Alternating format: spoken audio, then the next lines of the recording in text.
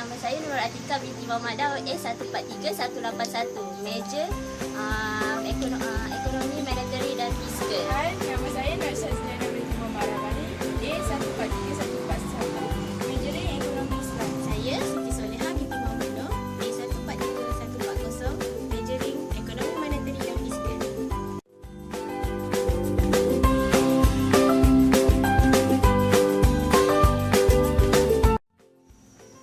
GST, Government Service and Tax, merupakan cukai penggunaan yang dikenakan ke atas aktiviti nilai tambah pada setiap peringkat rangkaian pengedaran semua barang dan perkhidmatan, termasuk barang yang diimport, melainkan yang dikecualikan oleh kerajaan.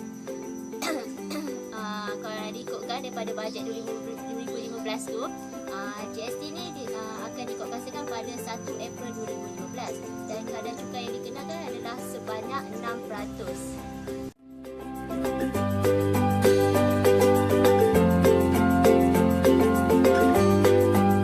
Kenapa cukai GST perlu dilaksanakan? GST ni merupakan usaha kerajaan untuk menyusun semula sistem percukaian negara kita supaya menjadi lebih berkesan, efisien dan telus.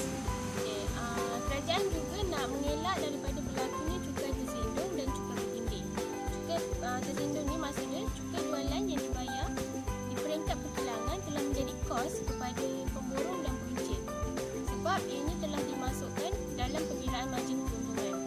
Kalau bawah cukai bertindih pula ada dua keadaan. Yang pertama, cukai bertindih di bawah sistem yang sama. Dan yang kedua, cukai bertindih di bawah sistem cukai yang berlainan. Sistem cukai yang sama ni maksudnya pengguna terpaksa membayar harga yang lebih mahal kerana cukai perkhidmatan yang dikenakan merupakan sebahagian dari kos menjadikan perkhidmatan pada perkhidmatan tersebut.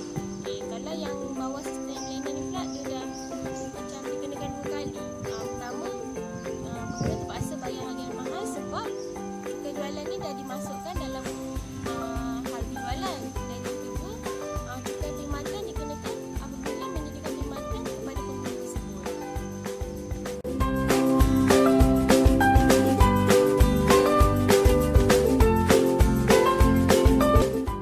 Banyak barang tidak akan dikenakan GST seperti barang makanan. Contohnya seperti gula dan sayuran. Kedua ialah perkhidmatan kesihatan. Contohnya seperti perkhidmatan kesihatan yang diberikan oleh klinik swasta dan hospital. Ketiga ialah perkhidmatan pendidikan. Contohnya seperti pendidikan dan latihan yang diberikan oleh institusi pendidikan swasta dan semua makanan yang dijual di kantin di sekolah rendah dan sekolah menengah. Dan seterusnya ialah ekspor. Semua barang yang diekspor sama ada melalui pelabuhan, daratan dan lapangan terbang tidak akan dikenakan GST.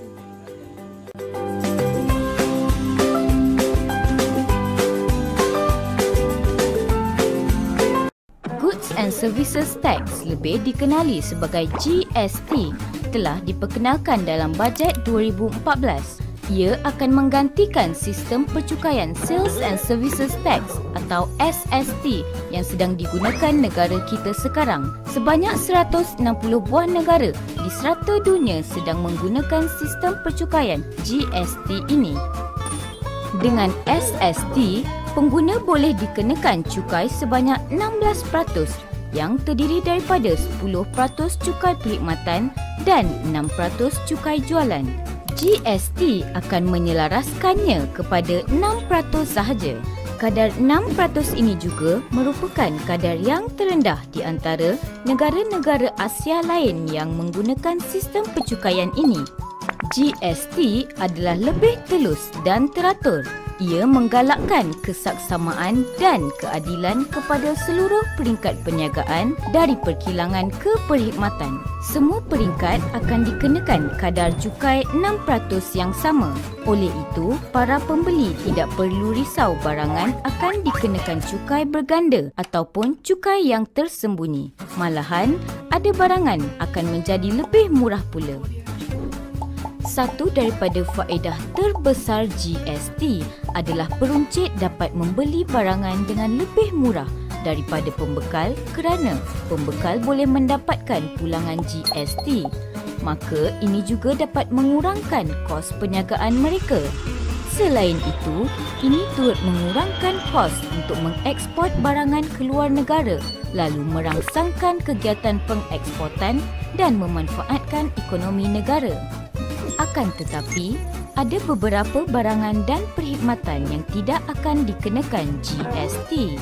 Antaranya, barangan keperluan harian seperti beras dan roti, gula dan garam, daging-daging dan makanan laut, minyak masak dan rempah ratus, sayur-sayuran dan buah-buahan, telur dan tepung, bekalan air dan elektrik, pembelian dan penyewaan rumah kediaman, perkhidmatan pengangkutan awam, tol lebuh raya, perkhidmatan pendidikan, kerajaan dan kesihatan awam.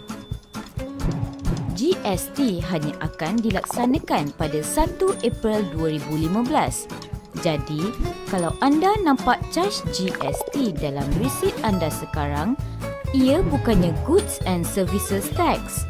Ia sebenarnya sebahagian daripada Sales and Services Tax yang kita telah pun sedia kala membayar.